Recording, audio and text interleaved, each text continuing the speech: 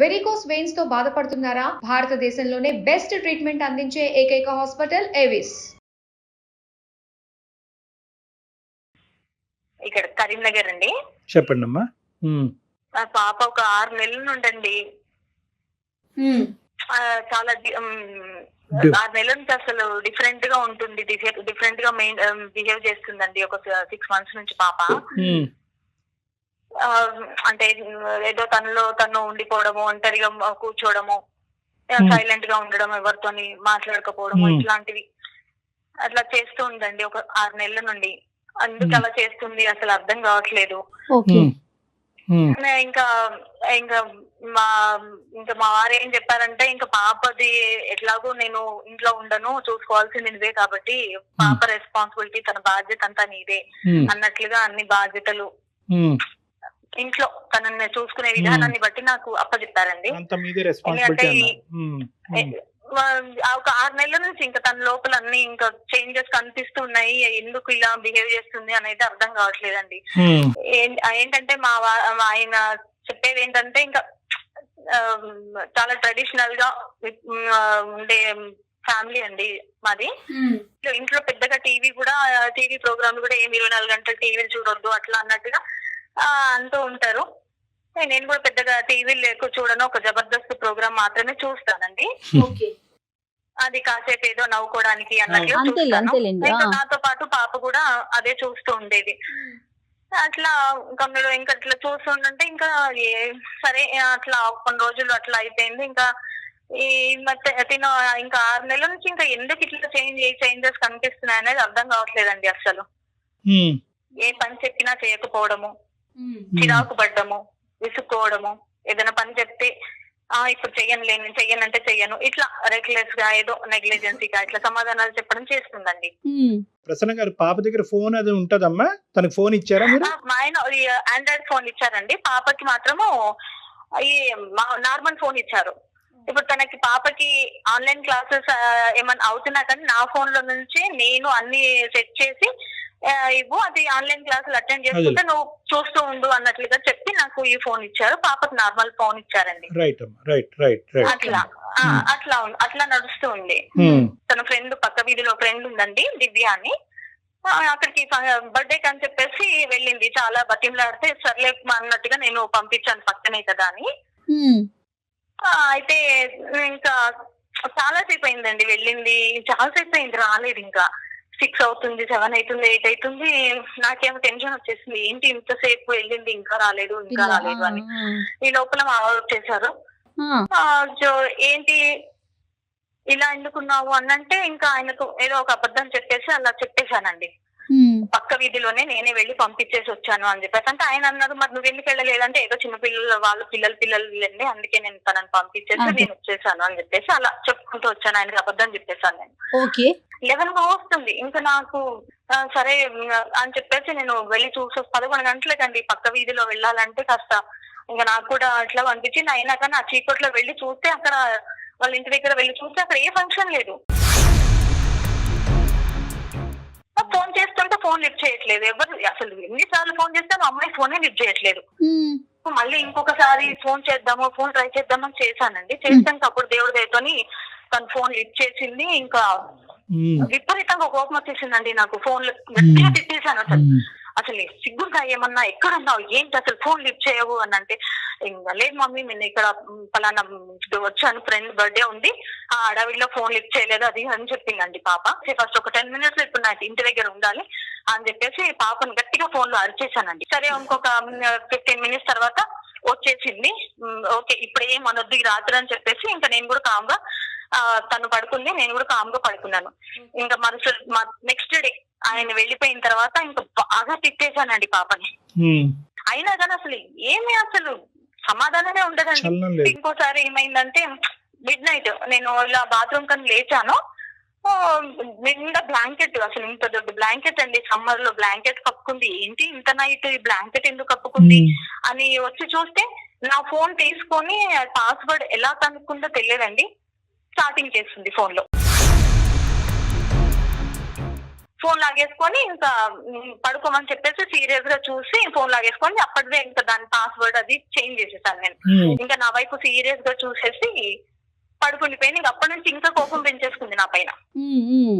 అయితే మళ్ళీ ఇంకొక రోజు ఇలాగే ఏం జరిగిందంటే వెనకండి ఏమి ఎవరు చూడని ప్లేస్ లో మనకు నెక్ భాగంలో ఉంటుంది కదా, అక్కడ ఒక టాటూ కనిపించింది నాకు. పచ్చబొట్టు సడన్ గా చూసి పచ్చబొట్టండి. సడన్ గా చూసి షాక్ అయిపోయాను. అసలు ఏంటి ఈ ప్లేస్ లో ఈ టాటూ ఏంటి, అసలు టాటూ ఎప్పుడు వేయించుకున్నావి ఏంటి అని చెప్పేసి అది వేయించుకున్నాను అని అప్పుడు కూడా ఏదో ఆన్సర్ చెప్పేసి ఉంటాను. నేను షాక్ అయిపోయాను. లవ్ సింబల్ తో ఎస్ అనే అక్షరంతో మన ఇంట్లో అయితే ఎవ్వరు లేరు, ఎందుకు ఏంటి ఎవరిది చెప్పానంటే మా ఫ్రెండ్ది అంటుంది. ఫ్రెండ్ అంటే ఎక్కడ ప్లేస్ లేనా అక్కడ కనిపించని ప్లేస్ లో వేసుకోవాల్సినంత అవసరం లేదు. మామూలు ఫ్రెండ్ అంటే ఏ ఫ్రెండ్ చెప్పట్లా, ఏ ఫ్రెండ్ అనేది చెప్పట్లేదు.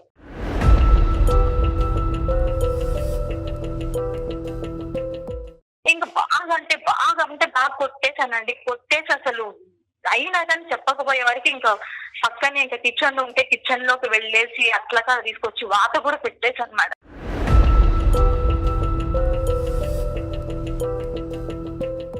తను బాధపడుతుంది, నేను కొట్టినందుకు చాలా బాధపడుతున్నాను, కానీ అయినా కానీ చెప్పట్లేదు మేడం. అప్పటికి కూడా చెప్పలేదు, ఇంకా అసలు ఏడుస్తుంది కానీ చెప్పట్లేదు.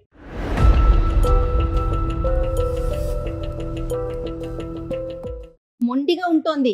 మొండిగా అంటే అసలు విపరీతంగా జగమొండి అంటారు చూడండి, అలా ఉంటుంది అసలు. టీనేజ్ లో చూస్తూ ఉంటాం సహజంగా ఈ మొండితనము ఇవన్నీ కూడా చూస్తూ ఉంటాం. కానీ ఇక్కడ ప్రసన్న గారి విషయం చూస్తే కనుక ఒక సాంప్రదాయం పద్ధతి కలిగేటటువంటి ఒక కుటుంబంలో భర్త పెట్టినటువంటి ఆంక్షల మధ్యన పిల్లను పెంచడం అనేటటువంటిది ప్రధాన కర్తవ్యంగా తీసుకున్నారు. ఈ రోజుల్లో పిల్లల్ని జాగ్రత్తగా పెంచాలి, కానీ మీరు పెంచేటటువంటి విధానం వాళ్ళకి నచ్చుతుందా లేదా అనేటటువంటి బ్యాలెన్స్ కూడా చూసుకోవడం చాలా ఇంపార్టెంట్ ప్రసన్న గారు. ఇందాకటి నుంచి ఏంటంటే తప్పులు చేస్తున్నటువంటి లేదంటే తప్పు మార్గంలో వెళ్ళేటటువంటి ఒక ఆడపిల్లని భర్తకి ఏ విధంగా కరెక్ట్గా చూపెట్టాలి, ఏ విధంగా కప్పి చూపెట్టాలి అనే ఆలోచనలోనే మీరు ఉన్నారు. కానీ ఈ ఉక్కిరి బిక్కిరి వాతావరణం మధ్యన అసలు ఈ అమ్మాయి ఎక్స్ప్రెస్ చేయలేకపోతుందేమో, ఒక ఫ్రెండ్లీ అట్మాస్ఫియర్ ఈ అమ్మాయికి లేదేమో, అసలు ఫోన్ లేకపోవటం ఏంటి, ఆండ్రాయిడ్ ఫోన్ వాడటం ఏంటి, ఈ ఆన్లైన్ క్లాసులు అనేటటువంటిది టీవీ చూడటానికి అవకాశం లేకపోవటం, ఇవన్నీ కూడా అసలు ఆ అమ్మాయి ఎలా ఫీల్ అవుతుంది, ఆ అమ్మాయి వ్యక్తపరచకపోవచ్చు.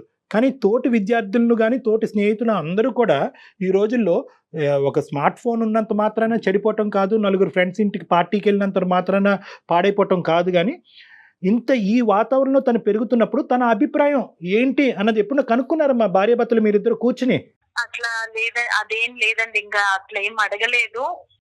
అంటే మీ వరకు మేము ఇలా పెంచితే కనుక అమ్మాయి చక్కగా పెరుగుతుంది కాబట్టి మేము చేస్తున్నది మా అమ్మాయి భవిష్యత్తు మంచిగా అని అనుకున్నారే కానీ ఆ అమ్మాయి లోపల ఎందుకంటే ఇంతవరకు వచ్చింది ఆ ఎస్ అనేటటువంటి అక్షరం చెప్పడానికి ఇష్టపడినటువంటి అమ్మాయి మీద మీరు వాతలు పెట్టినా కూడా అమ్మాయి చెప్పలేదు అంటే కనుక ఆ అమ్మాయి ఎంత అంటే దాన్ని మొండి బారిపోవటం అనే పదం వాడటం లేదో కరెక్ట్ కాదో నాకు తెలియదు. కానీ ఆ అమ్మాయి మనసు ఐదర్ చాలా విరిగిపోయి ఉండాలి, లేదంటే నేను మా ఇంట్లో ఉన్నా కూడా నేను కమ్యూనికేట్ చేయడానికి నాకు మనుషులు లేరు అనే అభిప్రాయం ఆ అమ్మాయి వచ్చేసి ఉండాలి, ఒక కంక్లూజన్కి వచ్చేసి ఉండాలి, లేదంటే బయట ప్రపంచంలో ఉన్న ఆనందం నాకు ఇంట్లో లేదు అనే ఒక ఫిక్సేషన్ కన్నా వచ్చి ఉండాలమ్మా.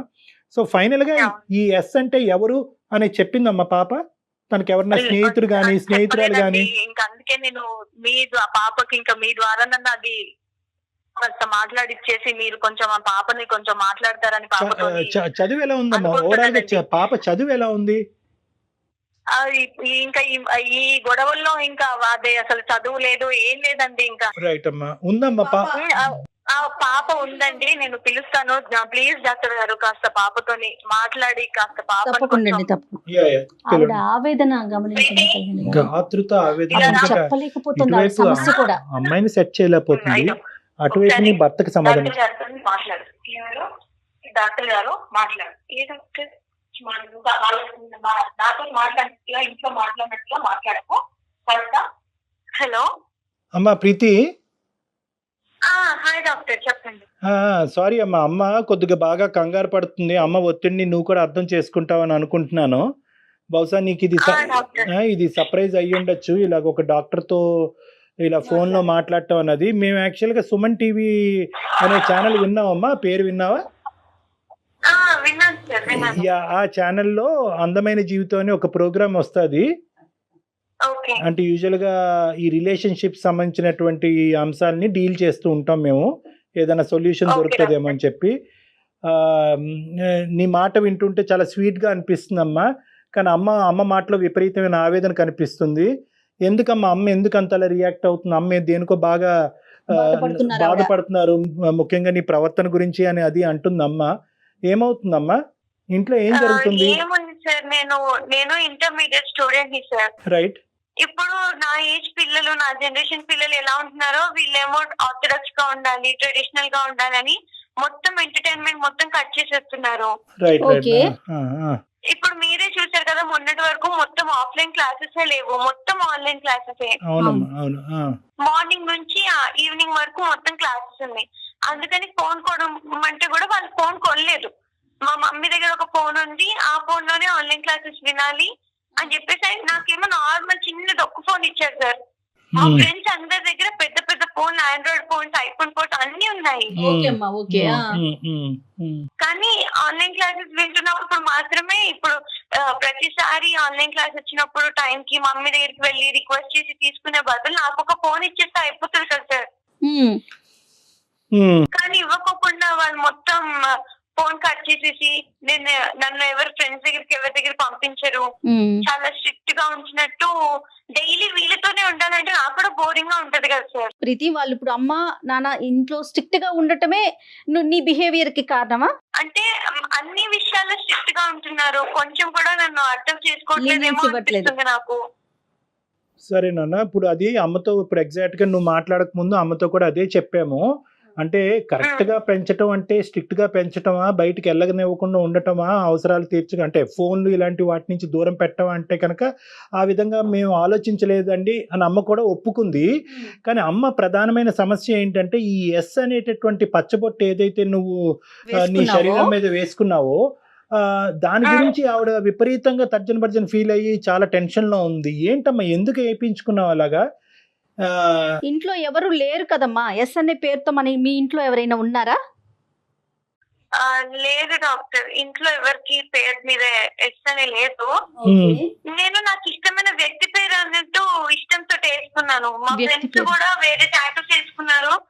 ఇష్టమైన వాళ్ళది టాటూ వేయించుకుంటే బాగుంటది అని చెప్పేసి నాకు ఇష్టమైన వాళ్ళు అన్నట్టు నేను టాటూ వేయించుకున్నాను. ఎవరమ్మా ఈ ఇష్టమైన వాళ్ళు? ఆ వ్యక్తి ఎవరమ్మా? ఇది జబర్దస్త్ లో వస్తారు కదా సార్, ఎవరమ్మా? సుడిగాలి సుధీర్ అని వస్తారు కదా. సుడిగాలి సుధీర్? సుడిగాలి సుధీర్ అమ్మా. అవును అవును డాక్టర్, అవును.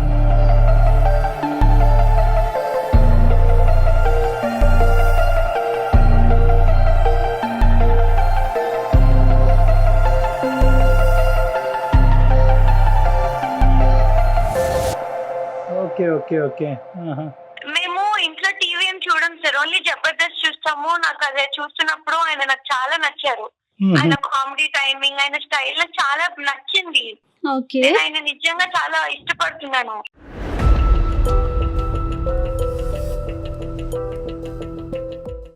ఇష్టమైన వాళ్ళ పేరు టాటూ వేయించుకుంటారంట కదా, మా ఫ్రెండ్స్ చెప్పారు. నేను అలాగే వెళ్ళినప్పుడు వేయించేసుకున్నాను.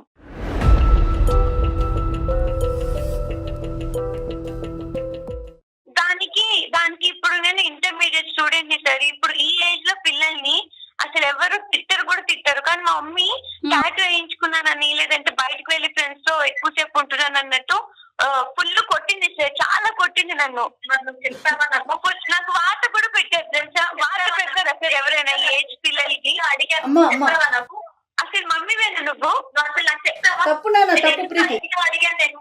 అమ్మా కొంచెం నేను చెప్పలేదు అది ఇది అన్నట్టు నన్ను కొట్టేశారు. ఎవరైనా ఒకసారి చెప్పకపోతే కొంచెం ఇంకొకసారి అడిగితే నేను చెప్పేదాన్ని ఏమో కదా, దానికే కొట్టేసి వార్తలు పెడతారా సార్?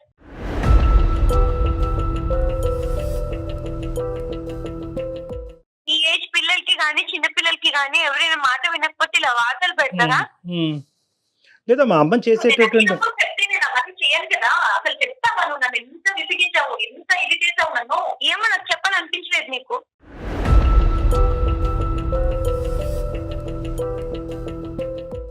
అందుకే అంత ఫస్ట్ నేను కూడా అందుకే కొట్టాల్సి వచ్చింది. నువ్వు అంత ఒంటిగా బిహేవ్ చేస్తావు. ప్రసన్నలక్ష్మి గారు అమ్మా కొంచెం మీరు కొంచెం కూల్ గా ఉండండి అమ్మా. చెప్పండి మేడం. ఒకసారి మనం ఒక్క పాపతో నిమిషం అమ్మా, మాట్లాడదామమ్మా.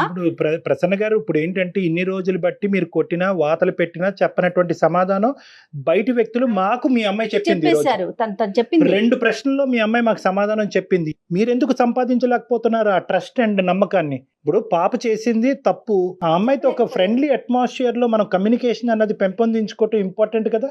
అమ్మ ప్రీతి, ఇది అమ్మ వాళ్ళని ఖండిస్తున్నాము అన్నది కాదమ్మా, కరెక్టే. వాళ్ళు నీకు స్వేచ్ఛను ఇవ్వలేదు, నీకు మిగతా పిల్లలకి ఇచ్చేటటువంటి ఫ్రీడమ్ని కూడా వాళ్ళు ఇవ్వలేదు మీ పేరెంట్స్, అదంతా కూడా కరెక్టే. అవును సార్. కానీ నువ్వు ఇంత అభిమానం అనేటటువంటిది ఉండొచ్చు, కానీ ఈ స్థాయికి కూడా అభిమానం వెళ్తుందా? సుధీర్ గారిని ఎప్పుడైనా పర్సనల్ గా చూడటం జరిగిందా? నీకు అవకాశం దొరికిందా? లేదు మేడం, ఓన్లీ ఫోన్ లో అది జబర్దస్త్ చూస్తున్నప్పుడు, వేరే ప్రోగ్రామ్స్ చూస్తున్నప్పుడే చూసాను. Okay okay. అతన్ని అభిమానించే వాళ్ళలో లక్షల్లో ఉంటారు కదా ప్రీతి. నువ్వు అంటే నేను నిజంగా ఇష్టపడుతున్నాను మేడం ఆయన్ని. అభిమానం అనే కాదు, నిజంగా ఆహా. ఇష్టపడుతున్నాను. ఆయన అంటే నాకు చాలా ఇష్టం.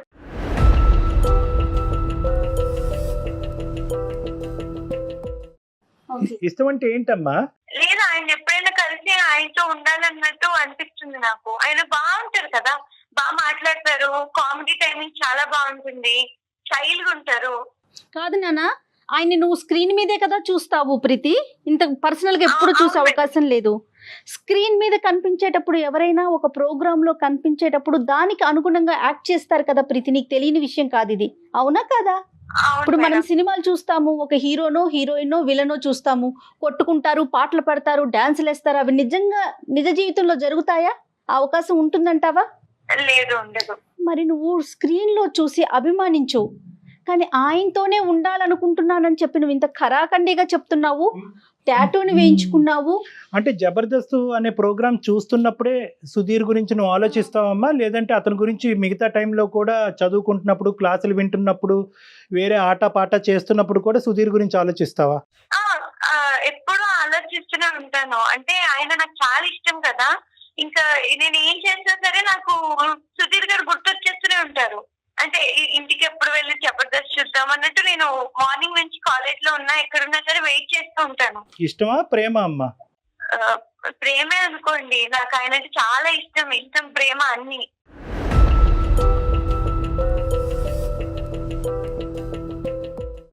నాన్న ఇప్పుడు అందుకే వేయించుకున్నానండి టాటూ. నాకు ఇష్టం ఆయన చాలా, అందుకే వేయించుకున్నాను. ఆయన్ని ఒక యాక్టర్ వరకు ఇష్టపడు నాన్న, స్క్రీన్ వరకు ఇష్టపడు. ఇష్టం, అభిమానం, ప్రేమ, వీటన్నిటి మధ్యన ఒక గీత అన్నది ఉంటుందమ్మా, ఒక సన్నపాటి గీత అన్నది ఉంటుంది. నీకేంటంటే ఇప్పుడు ప్రధానమైన సమస్య ఏమొచ్చింది అంటే కనుక, ఇటువంటి డిస్కషన్స్ ఫ్రెండ్లీగా మీ ఇంట్లో కూర్చుని మాట్లాడుకోవటానికి ఒక అవకాశం లేదు. మీ నాన్నగారు కనిపించరు, అతను ఏమో వచ్చి ఒక బుక్ రాస్తారు, కండిషన్లు పెడతారు, మీ అమ్మకి అదంతా చెప్తారు, మీ అమ్మ ఆ విధంగా పాటించాలి. సమాజంలో జరుగుతున్న ప్రతి విషయం మన ఇంట్లో జరిగిపోతుందేమోనన్న భయం వారికి, వాళ్ళకి ఫ్యామిలీ మెంబర్స్. భయం అనేటటువంటి దానికి కూడా ఇప్పుడు చూడండి, ఈ అమ్మాయికి ఏంటంటే ఈ మూడిట్ల మధ్యన డిఫరెన్స్ తెలియదు. ఒక కనిపించినటువంటి వ్యక్తిని, ఒక చూడనటువంటి వ్యక్తిని, ఎప్పుడు పలకరించినటువంటి వ్యక్తిని ఈ రోజు అమ్మాయి ప్రేమ అనే పదం యూజ్ చేస్తుంది. అంటే ఏంటంటే తను ఎక్కడో అంటే సారీ, పక్కన ప్రసన్న గారు వింటున్నారేమో, బహుశా ఈ అమ్మాయికి ఆ ప్రేమ అనేటటువంటి డెఫినేషన్ ఈ ఇంట్లో కనిపించలేదేమో అని నాకు అనిపిస్తుందమ్మా. తల్లిదండ్రుల నుంచి ఇలా ఉండండి, ఇలా ఉండకూడదు, జాగ్రత్తగా ఉండాలి, బయటకు వెళ్తే పాడైపోతారు, ఇలా చేస్తే పాడైపోతారు అనే కండిషన్స్, రిస్ట్రిక్షన్సే తప్ప బహుశా ప్రేమ అంటే ఇలా ఉంటుందేమో, ప్రేమకు సంబంధించిన డెఫినేషన్ ఇదేమో అనేటటువంటి ఆలోచన ఆ అమ్మాయి మనసులో లేకపోవటం వల్ల ఒక టీవీలో కనిపించేటటువంటి క్యారెక్టర్ని ఒక రాముడు దేవుడు అన్నట్టుగా మీ అమ్మాయి ప్రేమించేస్తుంది, టాటూలు వేయించేసుకుంటుంది. ప్రీతి, ప్రధానంగా అమ్మాయిల్ని ఖండించినా కూడా నీకు చెప్పేటటువంటిది ఏంటంటేనమ్మా, దేనికన్నా కూడా లిమిట్ అనేది ఉంటది. హద్దు మీరి ఈరోజు ఒక పర్మనెంట్ మార్క్ నీ శరీరం మీద నువ్వు వేసుకున్నావు, ఒక పర్మనెంట్ ముద్ర వేసుకున్నాను. ఇప్పుడు రేపటి రోజు నా పిల్లకి పెళ్ళైతే వాళ్ళకి ఏం సమాధానం చెప్తుంది తను? ఆ మెచ్యూరిటీ లెవెల్స్ ఉన్నట్లున్నాయా? మీ ఫ్రెండ్స్ అందరూ వేయించుకున్నారమ్మా, నువ్వు ఒక్కదానివేనా? మా ఫ్రెండ్స్ అందరూ వాళ్ళ పేర్లు, ఇంకా ఇష్టమైన వాళ్ళ పేర్లు అన్నట్టు వేయించుకున్నారు. నన్ను కూడా ఇష్టమైన వాళ్ళ పేరు ఏదైనా ఉంటే వేయించుకో అంటే నేను ఇంకా సుధీర్ పేరు అన్నట్టు ఎట్లా వేయించుకున్నాను. అయ్యో రామ, నీకు రానున్న రోజుల్లో కొన్ని సంవత్సరాల్లో నీకు మ్యారేజ్ అవుతుంది. నీ భర్త ఈ ఎస్ అంటే ఎవరు అని అడిగితే ఏమని చెప్తావు నాన్న? ఓకే, ఈ అబ్బాయి పేరే చెప్తావు, నమ్ముతాడని గ్యారంటీ ఉందా? అంత దూరం ఆలోచించలేదు కదా. ఏమ్మా హలో ప్రీతి, డాక్టర్. అంతవరకు నువ్వు ఆలోచించుకోలేదు కదా, నీకు లేదు ఇష్టం లేదు మేడం, ఏం లేదు. చేసుకున్నావు అంతే. నాకు అప్పుడు అలా అనిపించింది, ఇంకా వేసేసుకున్నాను. సరేనమ్మా, ఇప్పుడు వేయించుకున్న దానికి ఏంటి పరిష్కారం?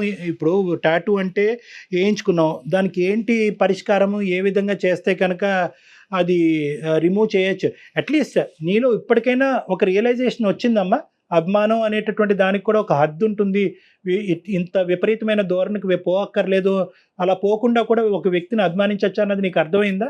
అమ్మ సుధీర్ గారిని కొన్ని లక్షల్లో అమ్మాయిలు ఇష్టపడతారు, సో వాళ్ళల్లో నువ్వు ఒకదానివమ్మా, నువ్వే కాదు. ఓకే ప్రీతి, ఆన్ స్క్రీన్ వరకే అవును. చూడాలి. అర్థమైంది. అర్థమైంది. నేను కూడా లక్షల మందిలో ఒకటే.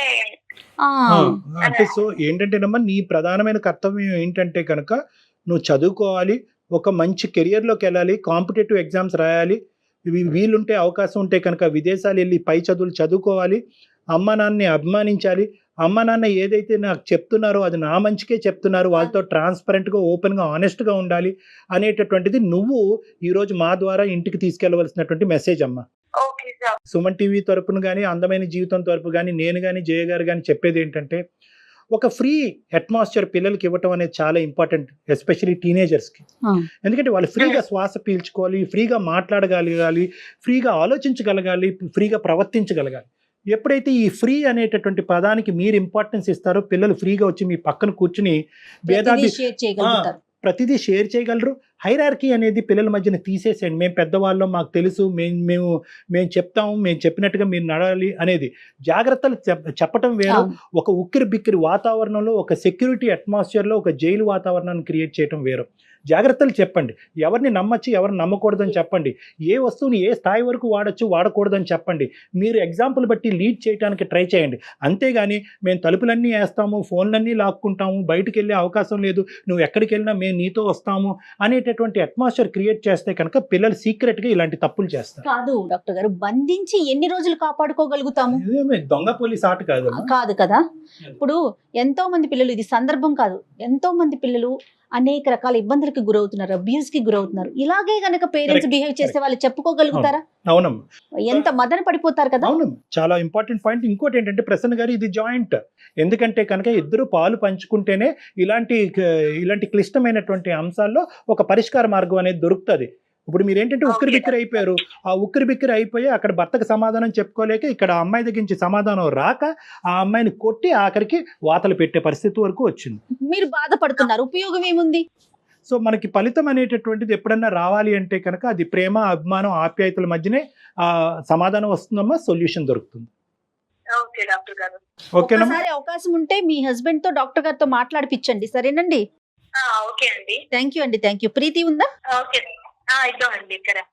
Thank you madam, thank you doctor. All the Preethi, best. అమ్మా నాన్న ఏం చెప్పినా మీ మంచి కోసమేనమ్మా.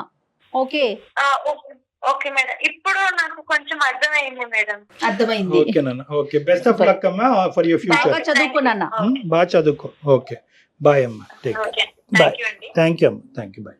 అంటే బహుశా ఇది జనరేషన్ అందరికీ కూడా ఒక కనువిప్పు లాంటిదమ్మా. ఎందుకంటే మనకి ఇప్పుడు ఏంటంటే సోషల్ మీడియా, ఈ మీడియా, ఆ మీడియా, అన్ని మీడియాలు ఎక్కువైపోయేటప్పటికి చాలా మంది హీరోలు ఒకేసారి కనిపిస్తున్నారు. సో పిల్లలు ఆటోమేటిక్గా ఏంటంటే, ఎస్పెషల్లీ ఈ టీనేజ్ పిల్లలు ఏంటంటే రియల్ వరల్డ్ కంటే వర్చువల్ వరల్డ్ లోకి వెళ్ళిపోయారు. Thanks to corona and online classes. ఇంకా మొబైల్, గ్యాడ్జెట్ కి ఎడిక్ట్ అయ్యి ఇంకా అందరూ కూడా వర్చువల్ వరల్డ్ లోనే అందరూ జీవిస్తుండడం వల్ల ఇలాంటి పిచ్చి పనులు కూడా జరుగుతున్నాయేమో అని నాకు అనిపిస్తుంది. ఏది జరిగినా పీక్ స్టేజ్ కి వెళ్ళిపోతుంది. చూడండి డాక్టర్ గారు, ఇప్పుడు మనం ఇంతమంది అందమైన జీవితం ద్వారా ఎన్నో కాల్స్ మాట్లాడాం కదా, అది ఏ ఫ్యాక్టర్ విన్నా ఎండ్ స్టేజ్ కి మాట్లాడుతున్నారు తప్ప ఒక నార్మాలిటీని మనం చూడలేకపోతున్నాం. అంటే బ్యాలెన్స్ చేసుకోలేకపోతున్నాం, కష్టాన్ని బ్యాలెన్స్ చేసుకోలేకపోతున్నాం, సుఖాన్ని బ్యాలెన్స్ చేసుకోలేకపోతున్నాం. ఇప్పుడు ఈవిడ చూస్తే ఆవిడ పాయింట్ కూడా కరెక్టే, అమ్మాయి పాయింట్ కూడా కరెక్టే, కానీ ఏంటంటే కమ్యూనికేషన్ లేకపోవటం వల్ల ఆవిడ హద్దు మీరింది, పాప తన పరిధులు దాటింది. రైట్ డాక్టర్ గారు, థ్యాంక్ యూ సో మచ్. నమస్తే.